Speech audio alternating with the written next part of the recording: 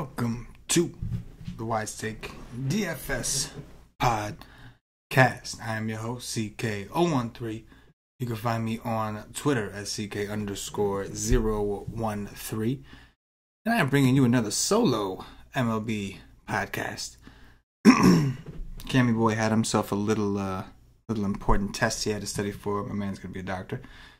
Literally. And so he's going to be joining me tomorrow night instead of tonight. And we got 8 games, so it's a nice little slate to have a quick little podcast solo style.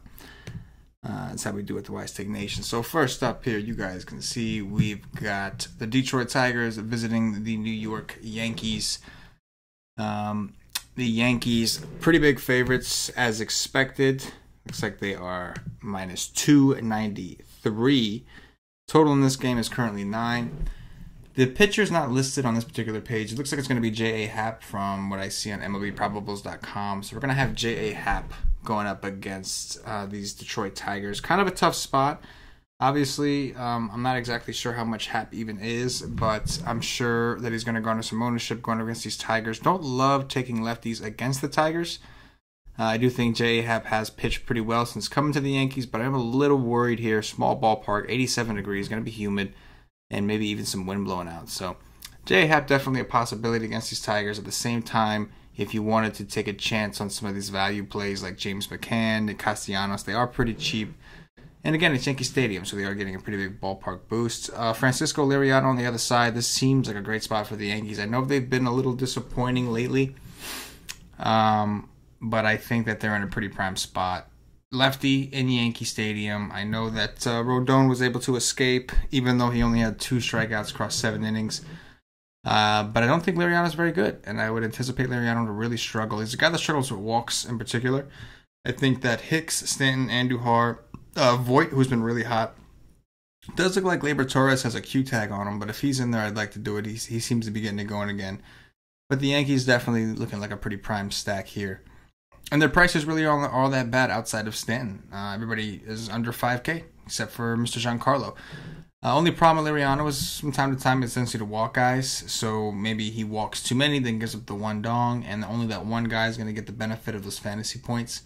But all in all, it's almost a cardinal rule here. Lefty in Yankee Stadium, you want to play some lefties. So obviously with Judge, it hasn't been as effective, but still a rule that I think we can kind of go by. At least in tournaments. Yankees look like they're in a pretty good spot here. Joe Musgrove visiting John Gant. Total here is 8. The Cardinals are minus 119 at home. 78 degrees, 80% humidity, so it's extremely humid. Fairly warm, extremely humid. John Gant, coming off a really impressive start against the Rockies in Coors, 20 points, 7 innings, 6 Ks, only 1 earned run, was a home run. You can see here that he has played the Pirates before, did not have very much success, and Pittsburgh gave up 6 earned runs against these guys. And now we're in a situation where it's going to be hot and humid. I would imagine that 6-8 is going to garner some ownership. The Pirates are pretty bad, so I totally get it. He's at home. But I am a little bit worried that he may end up fairly popular. We'll have to kind of get a feel for the rest of the slate. Joe Musgrove on the other side, 7K is a really good price. I'm not dying to pick on the Cardinals right now, and Musgrove obviously coming off a bad game against the Brewers. But for the most part, you can see Musgrove has been fairly consistent. And 7K is probably just a little bit too cheap, so I gotta say, it's like, between these two guys, I think I'm leaning towards Musgrove in this particular situation, who's going to see a bunch of righties. Now, there is a little bit, the Cardinals have been pretty hot, at least they were, before the series started. But I do think this is a pretty interesting spot for Musgrove, a guy who does a pretty good job limiting his hard contact, and as long as he's able to keep his pitch count down and eat up some innings, I'm sure he'll fall into some strikeouts. There are some of these guys like Tyler O'Neill, even Harrison, the Master, Bader, who do strike out quite a bit. And we'll have to look into this Patrick Wisdom kid. Awesome name. But I think Musgrove at 7K is a viable option. Mike Montgomery, the lefty from the Chicago Cubs, visiting Mike Fulton Abitz of the Atlanta Braves. 80 degrees, 70% humidity. Devil's Gooch status, as Cash likes to say, as far as the weather goes. Atlanta minus 130 at home. Total here is 8. Mike Montgomery at 6'3", it's just kind of tough. The Braves don't strike out a ton. Montgomery is not a strikeout guy. He does have very respectable ground ball rates, and he's shown us from time to time in the right matchup that he does have upside. I'm not totally against taking lefties against the Braves right now. I just think I prefer Braves that, I prefer the lefties that are a little better overall, like I guess have more dominant stuff, and Montgomery's just not that guy. As far as Fulte, 10-4 seems a little expensive to be attacking these Cubs. Obviously, Jacob deGrom was able to come out there and dominate in the wind and Wrigley, all that good stuff. I will say this, the Cubs are a better home team, but this is still a ballpark boost for them. Well, I guess when Wrigley has the wind blowing out, not exactly. But if the wind's neutral, this is basically a ballpark boost for them. And there are a lot of lefties in this lineup, something that we know Fulte has struggled with in the past, primarily with walks this season. Last year, he had a big problem with hard contact, ISO, WOBA, all that. This year, it's been more so walks. But either way, we know the Cubs can be tough to strike out. But I don't want to totally rule him out because I do think his ownership could be kind of low just because it is the Cubs. But looking at all those lefties, Murphy, Rizzo, even Zobrist, Kyle Schwarber, it's definitely a scary proposition to pay 10-4 for Fulte. But we do know he has massive upside. We can take a look and see if he's had any success against the Cubs. Looks like earlier this year, back in May, he did do well in this ballpark. 10 Ks, 5 innings. Obviously, you're worried about the 5 innings, but you'll take a 26 at his price. So maybe we should take a closer look at Fulte tomorrow for sure. I do think that Javi Baez is kind of interesting. If Kurt Suzuki plays, I'm looking to take guys that can steal bases. The Cubs aren't full of those kind of guys, but Baez is a guy that is a massive base stealer. So if he can just find a way to get on, Fulte is pretty good against righties, but if Baez can just find a way on, I do think he's in a pretty good position to steal some bases if Kurt Suzuki is in there. Andrew Heaney, the lefty from Los Angeles Angels, visiting Justin Verlander of the Houston Astros. So Verlander is 12K, very expensive. Outside of his last start against the Angels, he's kind of just dominated the Angels this season. You can see here that 31, 39, 35 in his first 3 starts against the Angels, and most recently put up an 18, not as impressive. But overall, he is pitching at home. The Astros are playing to maintain their lead on the A's. I think that Verlander's in a pretty good spot here against these Angels at home. Even at the 12K price tag, I do think we see some reduced ownership there.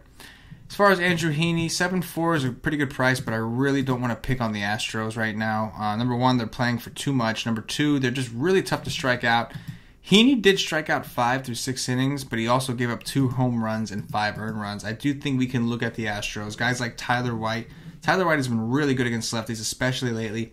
Marwin Gonzalez has been playing well. And Carlos Correa, Altuve, Springer, those guys are just all too cheap. Obviously, Bregman, a little more expensive because he's been playing well. But I do expect, like even Gaddis, like eventually these guys are going to get going again. And I think that the time is now. I'm expecting them to kind of balance out some of those weaker stats that they've had. These guys were the World Series champs, and they've not really been playing they've been playing well overall in real baseball, but in DFS, in terms of ISO, things like that, they've been a little disappointing. I do think eventually they get it going, and Heaney could be the right guy. He gives up a lot of fly balls, gives up hard contact. I do think the Astros are interesting. Rick Porcello of the Boston Red Sox visiting Lucas Giolito of the Chicago White Sox. So Porcello is really, really tough to gauge. You can see here negative against the Blue Jays, then a 36 against the Phillies. Before that, negative, a 41 against the Yankees. He's definitely kind of been tough to kind of figure out. He does have a juicy matchup here with the White Sox. Don't get me wrong, the White Sox have certainly been pesky, and Porcello actually doesn't have the greatest history against them. But at 9-8, knowing that we have a lot of strikeouts here, Porcello has done a pretty good job of limiting his hard contact, although that has gone up a little bit lately. I still think that Porcello should be considered, mainly because he is going up against the White Sox. Wouldn't be surprised if he was a popular cash game option. As far as Giolito, Cash has been telling us, man, this guy's changeup has been fixed, and he's been pitching pretty well overall. Obviously, this is not the ideal matchup for him, but you can see pretty consistent. Now, obviously, 20s against the Tigers and the Twins are, while they're impressive, those teams are not anything close to the Red Sox. But the Red Sox are better at home. We know that. And I think that you can play the Red Sox, but I don't think they're going to necessarily be my favorite stack. I think they erupted today for massive amounts of runs, but They're very expensive, and Giolito's been pitching well, so he's not a guy that I'm dying to pick on. I do think we can look at some of the righties like Mookie Betts, JD Martinez, maybe Bogarts. The reason I say the righties is because the changeup is always more effective with the opposite hand. So when a guy has a really good changeup, it's typically more effective for like Giolito, who's a righty. It's typically more effective to the lefties. So I do think that I'm not trying to pitch Giolito at 5K against the Red Sox, but at the same time, I think I may go elsewhere for bats outside of maybe a Mookie, JD, or Bogarts one-off. Wade LeBlanc, the lefty from the Seattle Mariners, visiting Frankie Montas of the Oakland Athletics. Montas is back in our lives. Oakland, their pitching staff is just trash. It's a shame, too. They're obviously playing their ass off, trying to make it to the playoffs, trying to catch Houston, and they've just got no pitching left. Wade LeBlanc, we'll start off with him. Coming off a pretty good game against the D-backs. I am not trying to pick on the A's right now. They're just playing too well. I know they're at home, not a great ballpark. I'm not saying the A's have to be your favorite stack on the board, but I really don't want to pick on them. Matt Chapman at 4-5. I mean, again, he's had one bad game against the Astros. Aside from this 0-for-5, he's had some massive games, and he's put up quite the streak. 1, 2, 3, 4, 5 straight double-digit 5 straight double-digit DraftKings performances. That's just super impressive. And he's only 4-5. The price hasn't gone anywhere. Again, not a good ballpark. We recognize that. But Chris Davis, even some Jed Lowry. I think Marcus Semien against a lefty is always a pretty good situation. Should be leading off tomorrow. We'll see. I doubt they lead off Martini against a lefty. And even this young kid, Raymond Laureano, at 3-6. He's a righty going up against a lefty. He's been playing really well since getting called up as well. So I think that the A's are definitely viable tomorrow. As far as Montas, I mean, the guy just doesn't have enough strikeout upside for me. He is a sinker baller. But again, like you can see, strikeouts really aren't his thing. I definitely think we can look at some of these D-backs, guys like Robinson Cano, who's extremely cheap, Nelson Cruz, like they're all really cheap. And it's a bad ballpark, so that's kind of, I think, part of the reason you're getting the discount. Plus, the Mariners have been kind of inconsistent. But I do think that there is some value on both teams for bats specifically. German Marquez of the Colorado Rockies visiting Eric Lauer of the San Diego Padres. I can't keep track. I thought this guy was done for a while. So this is somebody we're going to have to keep an eye on. It's a great ballpark for pitching, obviously. But the Rockies have a couple lefty mashers in Arenado Story. The problem is that their prices are really jacked up. Considering this game is like almost in the opposite ballpark, of course, it's kind of crazy to see their prices so jacked up. We know that they're not nearly as good of a road team as they are at home in Coors. Go figure. Anybody who would play in Coors would be the same exact situation for them. But, we kind of see what we think is going on there. I think the Rockies are kind of interesting. And German Marquez has got to be pretty popular tomorrow. I would just think that he's got to be. Just 8.5 just feels like it's way too cheap for the upside this dude has shown recently. He's just been, I don't understand it. Like, it's like they're begging you to play this guy. Look at the consistency Marquez has shown. He has just been nasty. So I'm a little confused as to why he's only 8.5 going up against the Padres. It just seems, in their stadium against this team, he's your cash game pitcher. You got to play Marquez in cash games. If you don't and he balls out, you are screwed. So I think that's the main play from this game from what I see. Next game is the last game. It's going to be a quick one. It's going to be a quick podcast. About a 15-minute show. That's what we do.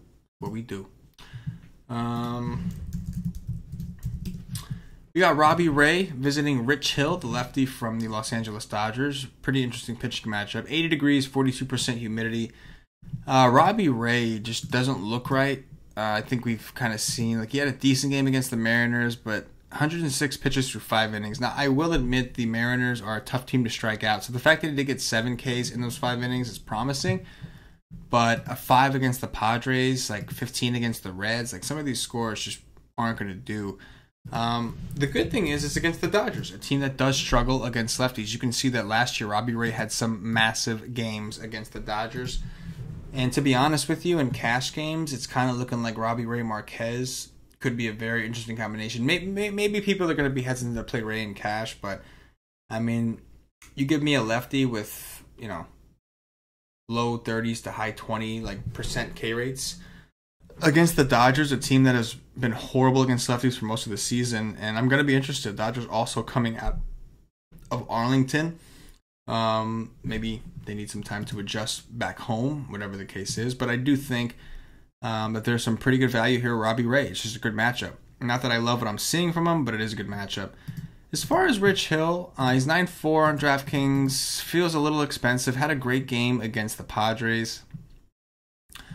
But the Diamondbacks are not a team that I love to pick on with lefties. I feel like when it comes to strikeouts, you can see even Rich Hill, he's never really had a good game against the Dodgers. Against the D-backs. Earlier this season in April, 7 runs, 5 runs in May. And if you think about it, you got Pollock, Goldschmidt, who's mashing lefties this year. Sal's is hitting lefties better. And then Ahmed and Marte, they're really, really tough to strike out against lefties. Obviously, Rich Hill does have a pretty nasty curveball. And has some K upside, but I am definitely concerned. I don't like taking lefty pitchers against the D-backs, and I actually think the D-backs, at least some of these guys, could be pretty sneaky and pretty cheap. I mean, Paul Goldschmidt at 4.8 against a lefty, the way he's hit lefties this season just seems kind of like a steal, even against a guy like Rich Hill. And it's not like Goldschmidt's been super cold. I mean, he's still producing points. He's not mashing like he was necessarily during like the span earlier this season, but I think there's some value in the Rays bats. That is going to do it. I mean, like I said, quick show, 16 minutes. See how it goes. Boom. Just a quick breakdown of the slate. Only 8 games, so what'd you expect? But don't forget, guys, check us out at wisestate.com for some premium content. Get down on the Get Down. We'll have a Wise stream tomorrow. The strategy sessions I think we're done with for the rest of MLB. We're kind of preparing ourselves for NFL, which is next week, getting things lined up. So the strat chest will probably have to end a little prematurely. It was fun while it lasted. I'll acknowledge that. But we will have the same expert poll. We'll have the GPP and cash game articles, all that good shit that we do. And we're going to keep this thing rolling. Check us out at wisestate.com, guys. Day passes, monthly passes, whatever it is you need. I do recommend, if you've tried us out or if you just are a fan of the show and you really want to get down with the nation, I recommend getting yourself a monthly pass or higher. This way you get access to our Slack chat. Day passes, you get all the content, you just don't get the Slack chat. But the Slack chat is really where it's at, man. You kind of see these guys going at it, just breaking down slates together. And, but it's a combination of our experts and our members just kind of chopping it up and just figuring out ways to take over the DFS world. And that's something that you really want to be a part of. I'm going to try to do me some top treesies, real queasies. So, see if I break it up into tiers. So, Marquez and Ray, right? Those are the 2 main guys that stand out to me. I don't mind Porcello. I don't love Porcello. I think my favorite if I spend up, I'm going all the way up to Verlander. I know he didn't do so hot against the Angels in his last start, but he's just dominated them so much. I'm thinking Verlander up top. In the mid-tier, I really like Marquez and Robbie Ray, although I do think they'll both be fairly popular. And as far as like a cheap option, I like Musgrove at 7K. I think he's just underpriced. So I do like that. As far as bats, obviously, the Yankees should be pretty popular, implied for 5.8 runs. I think the D-backs could be one of the sneakier stacks on the board. And then I think I'll go with the A's for my third stack. They're relatively cheap. Their prices never really go up because they're never popular, and they've been pretty good against lefties lately. And they're playing for something, man. They're really trying to catch Houston. So that's probably where I would be at. Home runs, let's see. So I'm going to go with Stanton first against Liriano. Kind of an easy one, just to start it off. I will go with, give me Matt Chapman against Wade LeBlanc. And then give me Paul Goldschmidt against Rich Hill. How about that? Little different. This is actually a pretty good slate, guys. We'll have to see on the Wise stream tomorrow. Take care of everything we got to take care of. But this is kind of an interesting slate. Again, you can see, guys, I went real quick, gave it a quick first look, just kind of off the top of my head. But I see opportunity here. I really do. By the way, not to pat myself on the back, but man, I wish I played more, man. I smashed today. I just smashed. I really, really, really wish that I did play a little bit more. Man, I played so light today. 10th place in the donkey, guys. 10th place in the $8 donkey. So what, 9 spots away from 50 grand. So close. And I did a single bullet, just did one lineup. I had a really busy day today, didn't have a ton of time. And I did it. Also won myself a nice $333 ticket into the NFL $1.5 million Wildcat. It was an awesome day for the nation. I'm rolling in that thing right now. Didn't play much, played really light, played one lineup, and winning a good amount of money over G. So that's how we do at the Wise Take Nation. Come see what it's all about.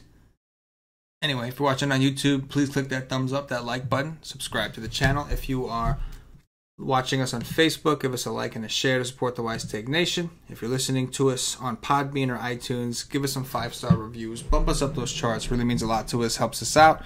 When you guys show us that love and give us that support, it really goes a long way with us, allows us to keep doing these shows.